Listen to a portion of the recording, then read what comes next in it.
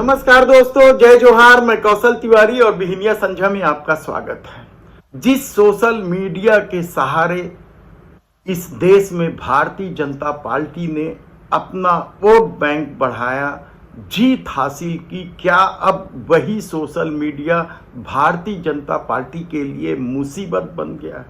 देश के प्रधानमंत्री नरेंद्र मोदी इस चुनावी अभियान यानी लोकसभा के 2024 के चुनावी अभियान में जितने ट्रोल हुए हैं, शायद ही कोई और नेता उतना ट्रोल हुआ होगा। राहुल गांधी की एक एक हरकत पर नजर रखने वाले आईटी सेल भी या व्हाट्सएप यूनिवर्सिटी भी देश के प्रधानमंत्री नरेंद्र मोदी के ट्रोल होते तस्वीरों या बातों को लेकर परेशान रहा। और कल भी जब चुनाव प्रचार का दौर समाप्त हुआ और देश के प्रधानमंत्री नरेंद्र मोदी कन्याकुमारी पहुंचे तो फिर एक बार समूचा सोशल मीडिया उनके पीछे पड़ गया।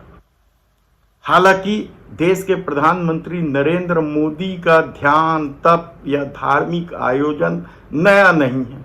वे धर्म के आश्रय ही राजनीति को साधते रहे।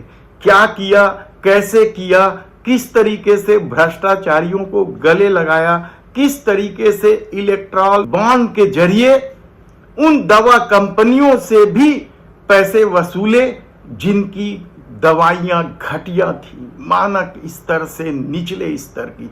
इस दौर में बीप कंपनियों से चंदा लेने का मामला भी तूल पकड़ा तो 400 पार के नारे को लेकर संविधान बदलने और आरक्षण खत्म कर देने का मामला भी लोगों की जुबान पर चढ़ा, सोशल मीडिया में वायरल होते रहा।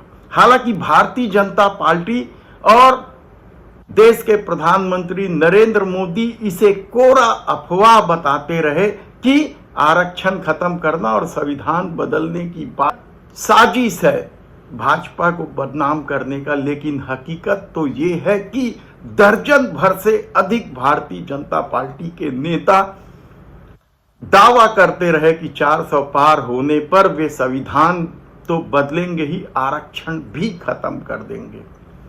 उनके खिलाफ भाजपा ने जब कोई कार्रवाई नहीं की तब स्वतः ही यह मामला लोगों की जुबान चढ़ गया। लेकिन कल जब वे कन्याकुमारी में ध्यान में बैठे थे, भारतीय जनता पार्टी ने अपने सोशल साइट पर जब उनकी तस्वीरें साझा की तो लोगों का ध्यान गया उनके चश्मे पर और लोगों ने सीधा सीधा ही सवाल पूछ लिया कि ध्यान लगाते समय चश्मा कौन लगाता है। और यह इस तरह से वायरल हुआ तो कि पूरा यह अभियान ही हंसी का पात्र बन गया या नौटंकी करार दिया गया। दरअसल देश के प्रधानमंत्री नरेंद्र मोदी की उन तस्वीरों से या उन वीडियो से चश्मा नहीं हटाई गई।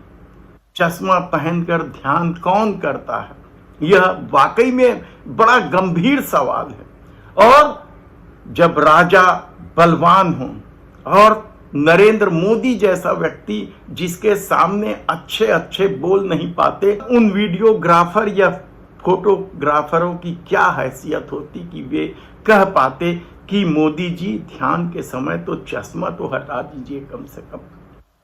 लेकिन मोदी के सामने कौन बोलेगा, कौन कहे राजा वाली कहावत है। तब सवाल ये है कि क्या यह ध्यान का खेल भी अपने को धार्मिक बताने, अपने को परमात्मा बताने, अपने को भगवान देवताओं का भी राजा बताने का खेल था और वोट हासिल करने की रणनीति थी ताकि मीडिया उन्हें धार्मिक बताते रहे और इधर धर्म के आधार पर वोट गिरता रहे। लेकिन एक चश्मे ने सारा खेल बिगाड़ दिया और कहते भी हैं कि जब बुराई शुरू होती है तो आप कुछ भी करें। छत्तीसगढ़ में तो कहावत भी है कि राजा नल पर जब विपत्ति पड़ी तो भूनी हुई मछली भी नदी में कूद गई थी। और भी कई उदाहरण हैं कि सोने को भी हाथ में उठाओ तो मिट्टी हो जाता है, जैसे कई उदाहरण है। लेकिन चश्मा ध्यान समूचे मीडिया में फिलहाल तो यही वायरल हो रहा है। धन्यवाद।